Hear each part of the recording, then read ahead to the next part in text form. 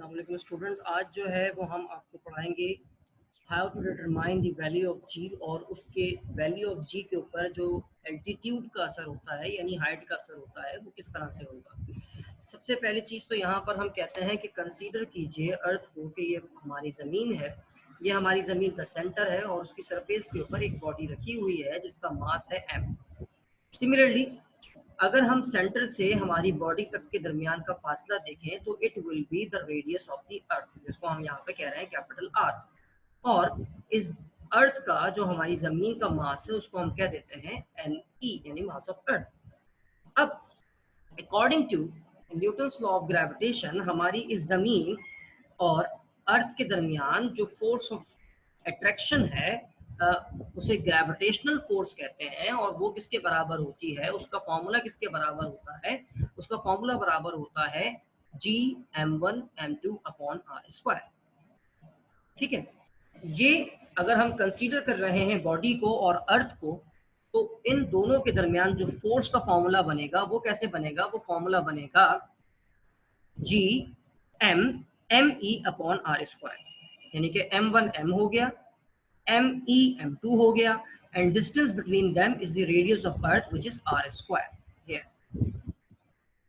ठीक, लेकिन अगर एक और हम तरीके से देखें तो वो तरीका ये है कि इस बॉडी और हमारी अर्थ के बीच में एक और फोर्स ऑफ अट्रैक्शन है जिसे हम कहते हैं वेट, जिसकी डेफिनेशन क्या है, weight is a force by which earth attract the bodies towards its centre. Weight एक ऐसी फोर्स है जिसकी मदद से हमारी जो अर्थ है वो मुख्तलिफ बॉडीज को अपने सेंटर की जानिब अट्रैक्ट करती हैं, अपने सेंटर की जानिब खींचती हैं। तो अगर हम गौर से देखें तो हमें ये पता लगेगा कि न्यूटन्स की ग्रेविटेशनल फोर्स यानी कि F और बॉडी का जो वेट है यानी W दोनों बराबर हैं, क्योंकि F वाली फोर्स भी जमीन और बॉडी के बीच में है और W वाला वेट भी की जो फोर्स है वो भी जमीन और बॉडी के बीच में है। तो हमने क्या करा, हमने इसमें ये किया कि हमने W को बराबर कर दिया F के, ठीक है, और W को F के बराबर कर दिया यानी कि हमने कुछ इस तरह से लिख दिया है। हम जानते हैं W का फॉर्मूला होता है mg और जो न्यूटन्स की ग्रेविटेशनल फोर्स उसका फॉर्मूला होता है g m1 m2 upon r square, उनको बराबर कर दिया। ठीक है, तो अब यहाँ पर ये देखें जो वैल्यूज एक जैसी उनको कैंसिल करते हैं।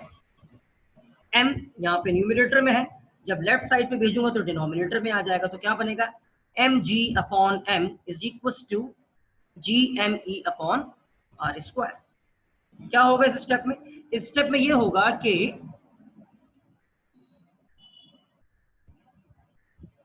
हमारा ये m इस m को कर देगा कैंसिल, ये दोनों वैल्यूज अब एक दूसरे को कैंसिल कर देंगी, तो हमारे पास फॉर्मूला आ जाएगा किस चीज का, स्मॉल g का, यानी कि एक्सेलरेशन ड्यू टू ग्रेविटी का, जिसको हम कैसे पता लगा सकते हैं, acceleration due to gravity is equal to gme upon r square.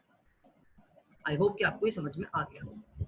अब हम ये कहते हैं कि फर्ज करो कि मैंने अपनी इस बॉडी को जमीन से जो कि r डिस्टेंस के फासले पे थी, रेडियस ऑफ अर्थ के डिस्टेंस के फासले पे थी, इसको हमने उठाकर रख दिया h हाइट पर यानी कि समवेयर हियर। ठीक है, तो हम ये बात जानते हैं कि इस गिवन फॉर्मूला में यानी कि इस फॉर्मूला में जो g की वैल्यू है यानी कि न्यूटन्स ग्रेविटेशनल कांस्टेंट की वैल्यू है और me की वैल्यू है, ये कांस्टेंट है।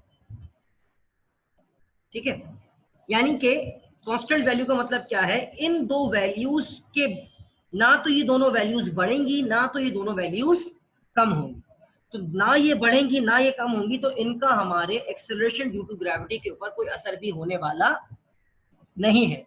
तो हमारी एक्सेलरेशन ड्यू टू ग्रेविटी के ऊपर जो भी असर पड़ेगा वो किसकी मदद से पड़ेगा, वो पड़ेगा आर की मदद से। मतलब बॉडी जमीन से कितनी ज्यादा दूर है या बॉडी जमीन से कितनी ज्यादा करीब है। तो हमने नेक्स्ट केस में क्या किया है, हमने नेक्स्ट केस में ये किया कि हमने अपनी बॉडी को एक खास हाइट पर उठाकर रख दिया जमीन से दूर, यानी कि हमने क्या किया है, हमने ये किया है कि इस आर में वैल्यू प्लस कर दी है एच हाइट। हमारी बॉडी पहले r डिस्टेंस पे मौजूद थी, अब कितने फासले पर मौजूद है, अब मौजूद है r प्लस h के फासले पर। नाउ तो हमारा फॉर्मूला क्या बनेगा? हमारा फॉर्मूला भी कुछ इस तरीके से तब्दील हो जाएगा कि acceleration due to gravity h height पर GMME upon r plus H square, यानी कि पहले r स्क्वायर था, अब r प्लस एच स्क्वायर हो गया क्योंकि उसमें h हाइट का इजाफा हो गया। सही, इसको आपने मान लो कि कह दिया है इक्वेशन नंबर 1। जबकि हमारे पास जो पहले वाले g का फॉर्मूला था वो क्या फॉर्मूला था? वो फॉर्मूला था g बराबर है g स्मॉल g बराबर है कैपिटल G यानी कि gravitational constant me upon r square. अब अगर मैं कंपेयर करवाना चाहूं जी एच की वैल्यू को, यानी कि acceleration due to gravity at certain height, और जी की वैल्यू को acceleration due to gravity at the surface of the earth, दोनों को कंपेयर करवाना चाहूं तो मैं यहाँ पर डिवाइड करवा देता हूँ दोनों को, यानी कि जी एच को डिवाइड करवाऊंगा जी से, तो इसी तरह से जी एच की वैल्यू को भी डिवाइड करवाऊंगा जी की वैल्यू से, यानी कि कुछ इस तरह से g h divide by g is equal to G M E upon R plus H का whole square is equal to G M E upon R square. जब डिवाइड का साइन मल्टीप्लाई में चेंज होगा तो ये जो जी की वैल्यू है ये रेसिप्रोकल हो जाएगी, यानी कि 1 अपॉन में आ जाएगी। तो सिमिलरली जब ये वाला डिवाइड का साइन मल्टीप्लाई में चेंज होगा तो इसके बाद वाली वैल्यू भी रेसिप्रोकल हो जाएगी, यानी कि this, like this. R square ऊपर आ गया, जी एम ई नीचे आ गया। तो यहाँ पे क्या होने वाला है, यहाँ पर जो एम ई है,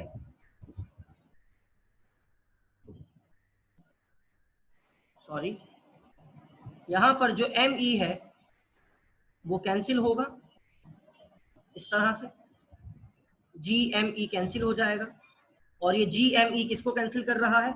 ये जी एम ई कैंसिल कर रहा है इस जी एम ई को, क्योंकि दोनों वैल्यूज बिल्कुल सेम है और एक न्यूमरेटर में है और एक डिनोमिनेटर में है, तो they will cancel each other. इन्होंने एक दूसरे को क्या कर दिया? कैंसिल कर दिया। तो अब हमारे पास जो फॉर्मूला बचेगा वो क्या बचेगा? हमारे पास फॉर्मूला बचेगा G H upon G is equal to 1 upon R plus H square multiply by R square. ठीक है जी। नेक्स्ट क्या होगा? ये आर स्क्वायर जो है, दिस आर स्क्वायर, ये इस 1 से मल्टीप्लाई हो जाएगा और हमारे पास फॉर्मूला क्या बचेगा? G H upon G is equal to R square upon 1 plus R square upon R plus H का होल स्क्वायर। आई होप कि आपको समझ में आया होगा कि ये हमारे पास कंपैरिजन की वैल्यू कैसे आई है। अब यहाँ पर इसमें हम बहुत सारी चेंजेस करने वाले हैं, और यहाँ पर बहुत सारी चेंजेस क्या होंगी? हमारे पास जो लास्ट फॉर्मूला आया था वो लास्ट फॉर्मूला क्या था? हमारे पास लास्ट फॉर्मूला था G H upon G is equal to R square upon R plus H का होल स्क्वायर। मैंने कहा कि फर्ज करो कि मैं इस पूरी वैल्यू को, यानी कि इस वैल्यू को डिवाइड करवा देता हूँ 1 से, यानी कि 1 को इस पूरी वैल्यू से डिवाइड करवा देता हूँ। जब मैंने 1 को इस पूरी वैल्यू से डिवाइड करवाया तो मैंने क्या किया? आर प्लस एच स्क्वायर को न्यूमरेटर में ले आया और आर स्क्वायर को मैं कहाँ ले आया? डिनोमिनेटर में। जब आप इसको सॉल्व करोगे तो सॉल्व करने पर क्या होगा मैं आपको बता देता हूं। सॉल्व करने पर ये होगा, देखें यहां पे मैंने ब्रैकेट लगाए। जब मैं इसको सॉल्व करूंगा तो 1, इसके बाद मैं क्या करूंगा? डिवाइड के साइन को मल्टीप्लाई में तब्दील करूंगा। डिवाइड के साइन को जब मैं मल्टीप्लाई में तब्दील करूंगा तो मेरा जो डिनोमिनेटर है वो न्यूमरेटर में आ जाएगा, और जो न्यूमरेटर है वो कहां आ जाएगा? वो डिनोमिनेटर में आ जाएगा। यानी कि ये काम करने से मेरी इस वैल्यू के ऊपर कोई फर्क नहीं पड़ रहा अगर मैं इस वैल्यू को ऐसे लिखूं तो। अच्छा भाई, मैंने क्यों लिखा है? इसकी भी रीजन है। ये r प्लस एच के होल स्क्वायर को जब मैं ओपन करूंगा तो क्या फॉर्मूला बनेगा मेरे पास? R square plus 2rh plus H square. a plus B का होल स्क्वायर बराबर है a square plus 2ab plus B square. तो फॉर्मूला क्या आया? R square plus 2rh plus H square. ये मैंने काम इसलिए किया था, 1 से मैंने इसलिए डिवाइड करवाया था क्योंकि मैं ये चाहता था कि डिनोमिनेटर में एक वैल्यू आ जाए, मतलब नीचे वैल्यू 1 हो जाए, ऊपर वैल्यूज भले क्या हो जाए? ज्यादा हो जाए। और ऐसा क्यों करवाया था अभी पता लग जाएगा। अब मेरा जो डिनोमिनेटर है वो क्या है? डिनोमिनेटर है आर स्क्वायर, और ये एलसीएम भी है एक तरीके से। तो मैं इसको ब्रेक करूंगा, ये आर स्क्वायर मेरे इस आर स्क्वायर के नीचे भी है, ये आर स्क्वायर 2RH के भी नीचे है, ये आर स्क्वायर एच स्क्वायर के भी नीचे है। ठीक है, तो मैंने इस आर स्क्वायर को सबके नीचे अलग अलग लिख दिया। इसे कहते हैं कि मैंने एलसीएम ब्रेक किया है। क्या कहते हैं इसको? इसको कहते हैं कि I have broken the LCM. LCM break किया गया है यहां पर। ठीक है, एलसीएम ब्रेक करने पे क्या हुआ? एलसीएम ब्रेक करने पर आर स्क्वायर के नीचे आर स्क्वायर प्लस 2RH के नीचे आर स्क्वायर और plus H square upon R square हो गया। अब यहां पर ये सब के सब एक दूसरे की वैल्यूज को क्या करेंगे? ये सब के सब एक दूसरे की वैल्यू को कैंसिल करेंगे, यानी कि आर स्क्वायर से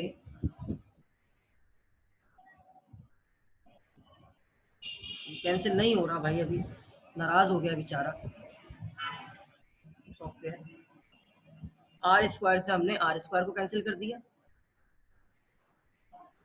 ठीक है, और यहाँ पे भी क्या होगा? इस आर से कैंसिल हो जाएगा इसका स्क्वायर, और जिसको कैंसिल नहीं करेगा कैंसिल हो गया। तो हमारे पास क्या वैल्यू बची? हमारे पास वैल्यू बची आर स्क्वायर से आर स्क्वायर जब कैंसिल हो तो उसकी जगह पे 1 बच गया, प्लस 2 आर कैंसिल हो गया तो 2h अपॉन आर आ गया, plus H square upon R square आ गया। ठीक है, अब जब आप इस H square upon R square की कैलकुलेट करेंगे वैल्यू, तो हमेशा आंसर आपका कुछ इस तरह से आएगा 0.0000000000000000000 फिर कुछ वैल्यूज आएंगी। यानी कि जब कभी भी आप R square upon H square की वैल्यू के दरमियान में डिवीजन करोगे तो आंसर इतना छोटा आएगा कि आप इस आर स्क्वायर और एच स्क्वायर की वैल्यू को निग्लेक्ट कर सकते हो, क्योंकि रेडियस ऑफ द अर्थ की वैल्यू बहुत ज्यादा है और आप जमीन से उसको जो बुलंदी पे लेके जा सकते हो वो बहुत कम है। तो जब भी इनका डिवीजन होगा तो इनके डिवीजन का आंसर इतना छोटा आएगा कि आप उसकी वैल्यू को कर सकते हो निग्लेक्ट। तो मैंने जब भी इस प्लस पे वैल्यू को निग्लेक्ट कर दिया और मेरे पास फॉर्मूला क्या बचा? मेरे पास फॉर्मूला बचा GH upon G is equal to 1 plus 1 divided by 1 plus 2H upon R। ठीक है, तो हमने एच स्क्वायर और आर स्क्वायर की वैल्यू को निग्लेक्ट क्यों किया है यहां पर मैं बता भी देता हूं एक और तरीके से, कि फर्ज करो कि आप किसी भी बॉडी को 8 मीटर की हाइट पर लेकर गए हो और जो हमारा रेडियस ऑफ द अर्थ है वो 3.38 मल्टीप्लाई बाय एक्सपोनेंट 8 समथिंग है। जब आप इस वैल्यू का कैलकुलेशन करोगे तो बेटा आंसर आएगा बहुत छोटा, और आंसर इतना छोटा आएगा कि आप मजबूर हो जाओगे ये लिखने पर कि H square upon R square can be neglected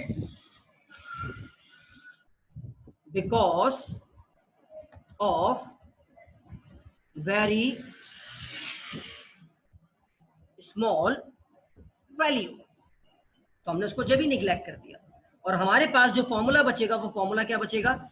GH upon G is equal to 1 divided by 1 plus R square 1 plus 2H upon R। ठीक है, अब हम क्या करेंगे? अब हम ये करेंगे कि आखिरी स्टेप देखते हैं जो हमारे पास फॉर्मूला ये आया था। अब आप जानते हो कि जो भी वैल्यू ब्रैकेट डिवीजन के अंदर, जो भी वैल्यू डिवीजन में उसकी पावर जो कुछ भी होती है जब वो न्यूमरेटर में आती है तो उसकी पावर क्या हो जाती है?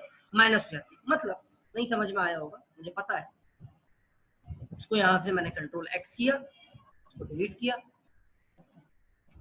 ये कुछ इस तरह से लिखी गई वैल्यू है कि 1 upon 1 plus 2H upon R। और जब कभी भी किसी भी चीज के ऊपर पावर नहीं लिखी हुई होती तो उसके ऊपर पावर क्या होती है? उस पर पावर 1 होती है। जब मैं इस पूरी वैल्यू को न्यूमरेटर में लेके जाऊंगा तो क्या होगा? मेरी इस पूरी तो हम कहां पहुंचे थे कि 1 प्लस 2H अपॉन R की पावर +1 है। जब हम इसको न्यूमरेटर में लेके जाएंगे तो पावर माइनस में हो जाएगी और हमें अप्लाई करना होगा बायनोमियल थ्योरम या बायनोमियल फॉर्मूला। बायनोमियल फॉर्मूला बराबर होता है 1 plus N X plus n into n minus 1 upon 2 factorial into X की पावर 2। इस तरह से फॉर्मूला बढ़ता चला जाता है। यहाँ पर मैं आपको दिखा देता हूँ। तो हम सिर्फ शुरू की 2 वैल्यू ही लेंगे, क्यों? क्योंकि बाकी वैल्यू में x के ऊपर आ रही है पावर 2 और जैसे जैसे x की पावर आगे जाते जाओगे x की पावर बढ़ती जाएगी और हमारे जो x की पोजीशन है उस x की पोजीशन पे मौजूद है 2h अपॉन r। तो जैसे जैसे आप आगे बढ़ोगे x की पावर बढ़ेगी, x की पावर बढ़ेगी, मतलब किसकी पावर बढ़ेगी? r की पावर बढ़ेगी। और हमने आपको बताया था कि जैसे जैसे r की वैल्यू बढ़ेगी वैसे वैसे वैल्यू बढ़ने के बजाय हमारी वैल्यू क्या होती जाएगी? छोटी होती जाएगी और इतनी छोटी होती जाएगी कि हम उसको क्या कर सकते हैं? निगलेक्ट कर सकते हैं। तो इसीलिए हम बायनोमियल फॉर्मूले से सिर्फ क्या लेंगे? 1 प्लस एन एक्स। तो 1 की जगह पर तो देखो बेटा 1 आ गया, प्लस की जगह पर प्लस आ गया, n की जगह पर n की वैल्यू क्या है? यानी -1 और मल्टीप्लाई हो रहा है ये किससे? x से। तो x की जगह पर क्या लिखा हुआ है? x की जगह पर लिखा हुआ है 2h अपॉन r। जब आप इसको सॉल्व करोगे तो क्या आएगा? सॉल्व करोगे तो आएगा 1, here it is, plus minus minus 2h upon r. Now the value of acceleration due to gravity h height पर बराबर होगी